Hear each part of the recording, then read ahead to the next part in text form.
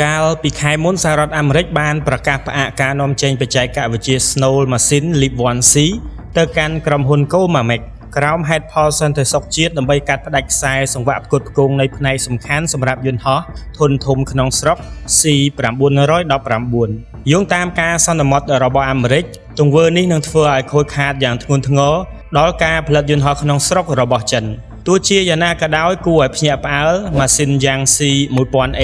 ដែលបានអភិវឌ្ឍដោយឯករាជ្យរបស់ប្រទេសចិនបានក្លាយជាជម្រើសមួយ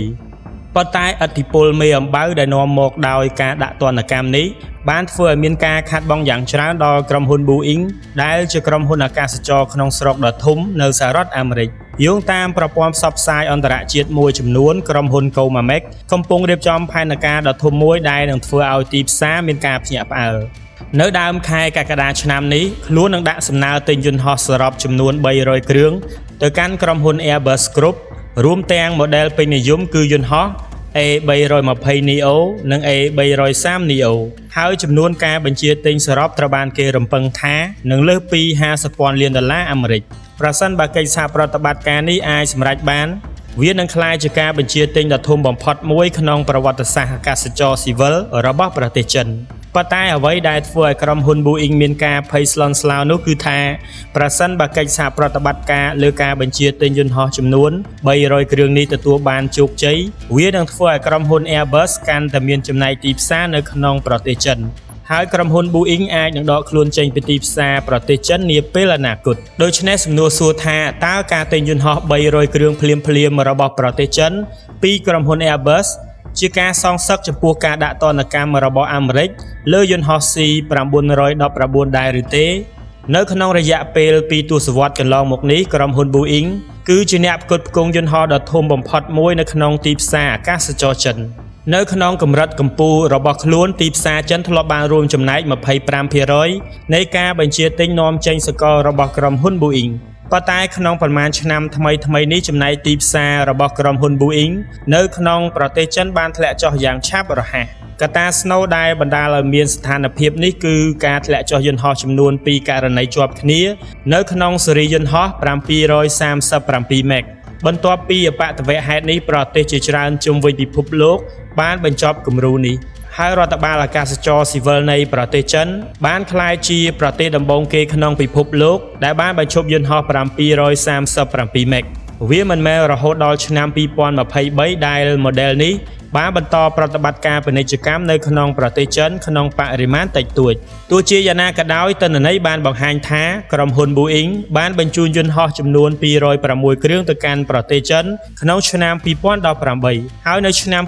2022ចំនួននេះបានធ្លាក់ចុះដល់12គ្រឿងគឺធ្លាក់ចុះ 94%បន្ថែមពីលើបញ្ហាសុវត្ថិភាពហេតុផលសំខាន់មួយទៀតសម្រាប់ការធ្លាក់ចុះរបស់ក្រុមហ៊ុន Boeing នៅក្នុងទីផ្សារប្រទេសចិនគឺសមត្ថភាពចែកចាយបន្តដ៏ខ្សោយរបស់ក្រុមហ៊ុនក្នុងរយៈពេលប្រមាណឆ្នាំចុងក្រោយនេះក្រុមហ៊ុន Boeing បានពន្យាពេលការផលិតនិងចែកចាយយន្តហោះជាច្រើន model ដោយសារកង្វះខាតផ្នែកសំខាន់ការបន្ថយប្រសិទ្ធភាពខ្សែសង្វាក់ផលិតកម្មនិងការត្រួតពិនិត្យយ៉ាងតឹងរ៉ឹងដោយរដ្ឋបាលអាកាសចរសហព័ន្ធនៃសហរដ្ឋអាមេរិកក្រុមហ៊ុន Airbus មើលឃើញឱកាសនៅពេលនេះខ្សែដំឡើងចុងក្រោយរបស់ខ្លួននៅទីក្រុង Tianjin ប្រទេសចិនដំណើរការប្រកបដោយស្ថិរភាពនិងប្រសិទ្ធភាពក្លាយជាផ្នែកសំខាន់មួយសម្រាប់ក្រុមហ៊ុន Airbus ដើម្បីពង្រីកទីផ្សាររបស់ខ្លួននៅក្នុងប្រទេសចិនទិន្នន័យបង្ហាញថាការដឹកជញ្ជូនរបស់ក្រុមហ៊ុន Airbus ទៅកាន់ប្រទេសចិនបានបន្តកើនឡើងក្នុងរយៈពេលប្រមាណឆ្នាំចុងក្រោយនេះជាមួយនឹងយន្តហោះចំនួន112គ្រឿងដែលបានចែកចាយក្នុងឆ្នាំ2022តែម្នាក់ឯងនិង97គ្រឿងនៅក្នុងឆ្នាំ2023ដែលស្មើនឹង 75% នៃការដឹកជញ្ជូនសរុបទូទាំងពិភពលោកអ្វីដែលកាន់តែទាក់ទាញនោះគឺនៅឆ្នាំ2022ក្រុមហ៊ុនអាកាសចរធំចំនួន3របស់ប្រទេសចិនបានរួមគ្នាបញ្ជាទិញយន្តហោះដឹកអ្នកដំណើរស៊េរី A320 ចំនួន292គ្រឿងពីក្រុមហ៊ុន Airbus ជាមួយនឹងចំនួនទឹកប្រាក់សរុបចំនួន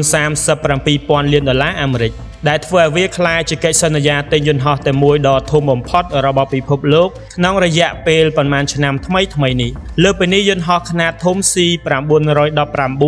ដែលត្រូវបានអភិវឌ្ឍដោយឯករាជ្យរបស់ចិនកំពុងឈានជើងចូលប្រតិបត្តិការពាណិជ្ជកម្មជាបណ្ដាឥ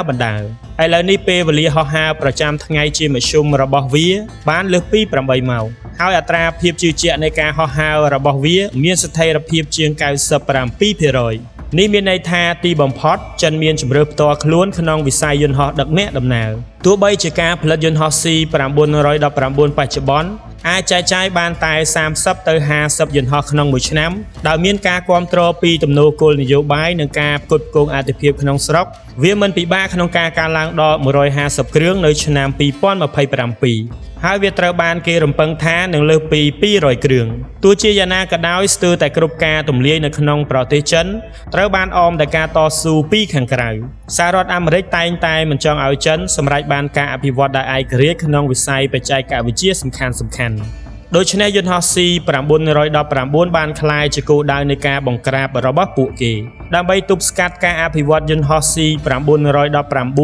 និងរក្សាចំណែកទីផ្សាររបស់ក្រុមហ៊ុន Boeing រដ្ឋាភិបាលសហរដ្ឋអាមេរិកក៏បានចាប់ផ្ដើមសកម្មភាពជាបន្តបន្ទាប់ផងដែរនៅដើមឆ្នាំ2020សហរដ្ឋអាមេរិកបានបញ្ចប់អាជ្ញាប័ណ្ណរបស់ក្រុមហ៊ុន General Electric ដើម្បីនាំចេញម៉ាស៊ីន LEAP-1C ទៅកាន់ក្រុមហ៊ុន Comac សម្រាប់ហេតុផលនេះដោយសារតែម៉ាស៊ីននេះគឺជាស្នូលសំខាន់នៃយន្តហោះ C919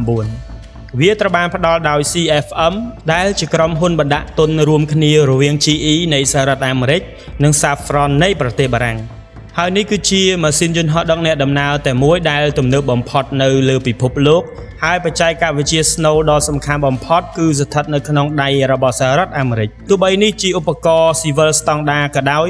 សហរដ្ឋអាមេរិកបានទទូចថាខ្លួនព្រួយបារម្ភថាចិននឹងប្រើប្រាស់ម៉ាស៊ីនសម្រាប់គោលបំណងយោធាដូច្នេះវាបានបើកការពិនិត្យការនាំចេញយោងតាមទិន្នន័យសាធារណៈនៅឆ្នាំ2024ប្រទេសចិនត្រូវបានគេរំពឹងថានឹងបន្ថែមយន្តហោះពាណិជ្ជកម្មជាង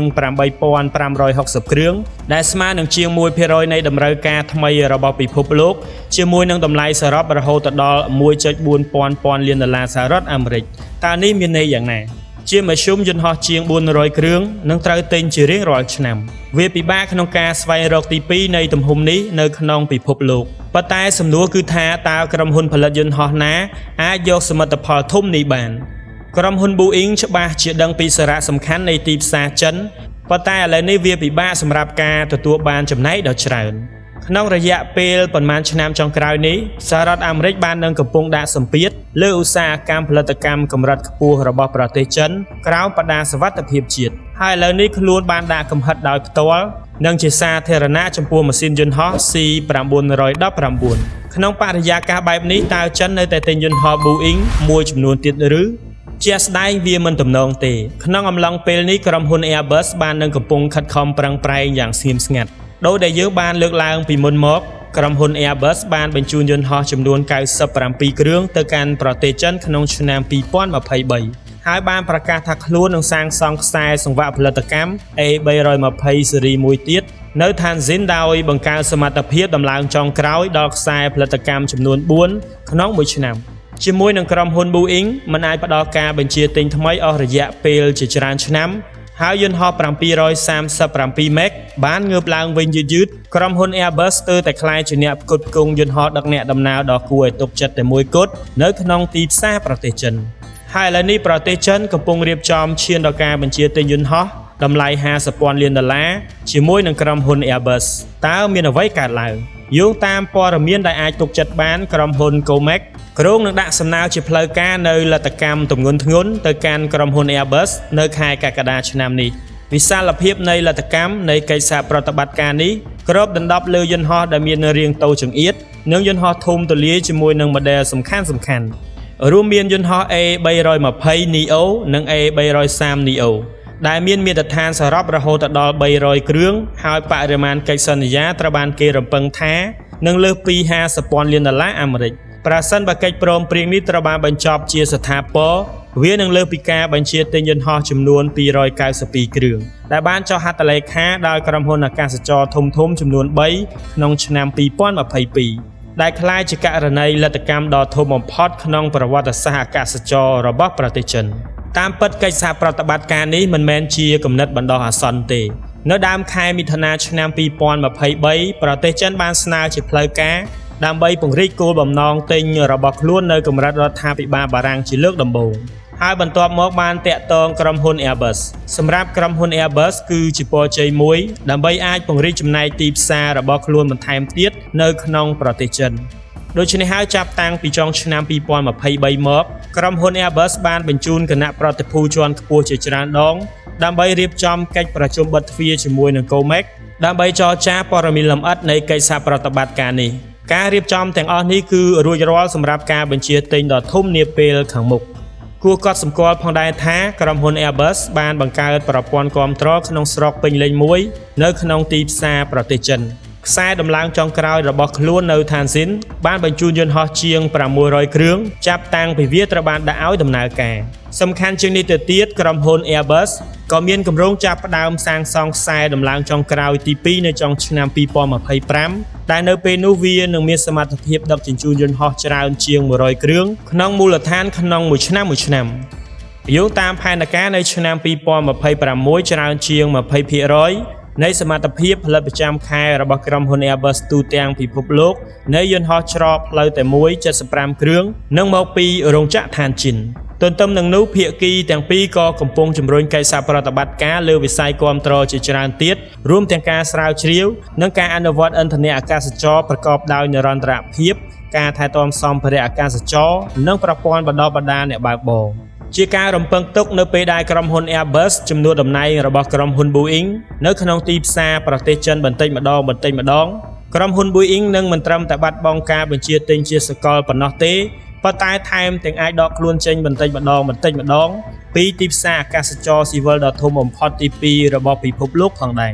ដូច្នេះសំណួរសួរថាតើការពិចារណារបស់ចិនក្នុងការបញ្ជាទិញយន្តហោះ Airbus 300គ្រឿងលើកនេះពិតជាគ្រាន់តែជាវិធានការប្រឆាំងនឹងការដាក់ទណ្ឌកម្មរបស់អាមេរិកលើយន្តហោះ C919 មែនទេ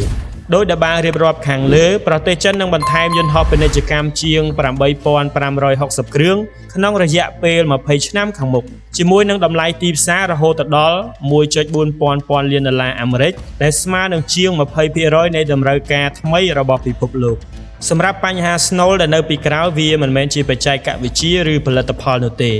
ប៉ុន្តែជាល្បែងរចនាសម្ព័ន្ធដ៏យូរអង្វែងរវាងចិននិងសហរដ្ឋអាមេរិកដែលកំពុងធ្វើឲ្យមូលដ្ឋានចុះខ្សោយជាបន្តបន្ទាប់សម្រាប់កិច្ចសហប្រតិបត្តិការរបស់ក្រុមហ៊ុន Boeing ជាមួយនឹងប្រទេសចិន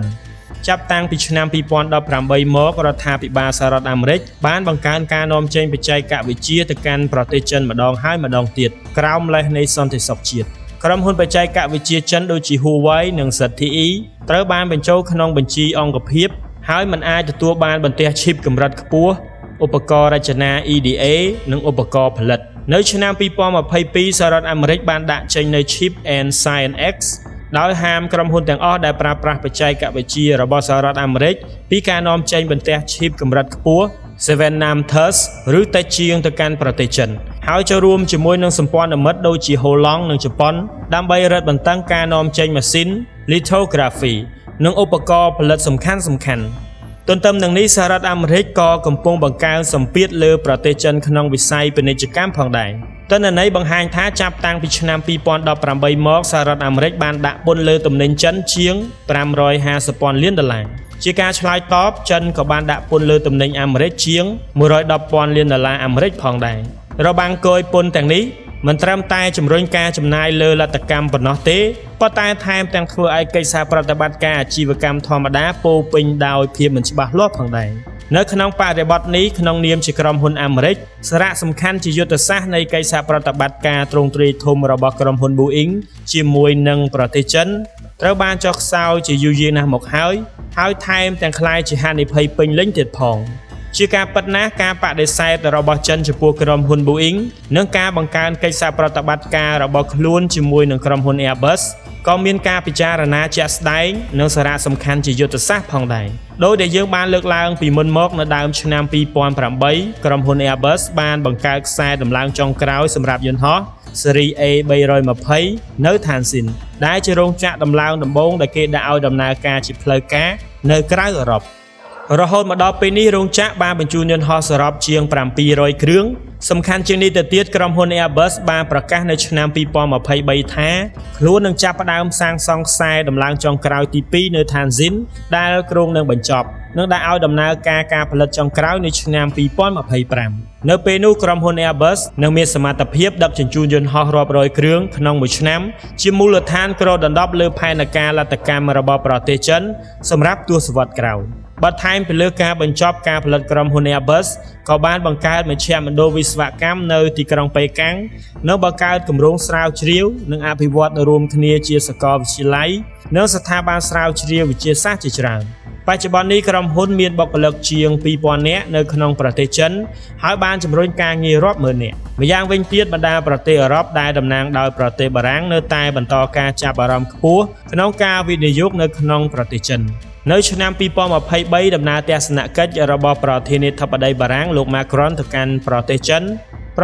និងបារាំងបានចុះហត្ថលេខាលើកិច្ចព្រមព្រៀងសហប្រតិបត្តិការដែលគ្របដណ្ដប់លើវិស័យជាច្រើនដូចជាថាមពលការដឹកជញ្ជូននិងអាកាសចរណ៍គម្រោងសំខាន់មួយគឺការពង្រីកសមត្ថភាពក្រុមហ៊ុន Airbus នៅក្នុងប្រទេសចិនដូច្នេះនៅពេលនេះប្រទេសចិនមានឆន្ទៈក្នុងការចុះហត្ថលេខាលើការបញ្ជាទិញយន្តហោះដ៏ធំចំនួន300គ្រឿងជាមួយក្រុមហ៊ុន Airbusវាក៏នឹងអាចទាក់ទាញរដ្ឋធានីនិងបច្ចេកវិទ្យារបស់អឺរ៉ុបបន្ថែមទៀតដើម្បីពន្លឿនប្លង់នៃទីផ្សារចិនផងដែរបន្ទាប់ពីទស្សនាវីដេអូនេះចប់តើអ្នកទាំងអស់គ្នាគិតថាប្រទេសចិនសម្រេចចិត្តត្រឹមត្រូវដែរឬទេក្នុងការចុះហត្ថលេខាទិញយន្តហោះជាច្រើនពីក្រុមហ៊ុន Airbus របស់អឺរ៉ុបដោយបបង់ចោលនិងឈប់ទិញយន្តហោះ Boeing ពីក្រុមហ៊ុនរបស់អាមេរិកសូមខមមិននៅខាងក្រោមវីដេអូដើម្បីឲ្យ admin បានដឹងពីចម្លើយរបស់បងប្អូនទាំងអស់គ្នាជួបគ្នានៅវីដេអូបន្ទាប់ទៀត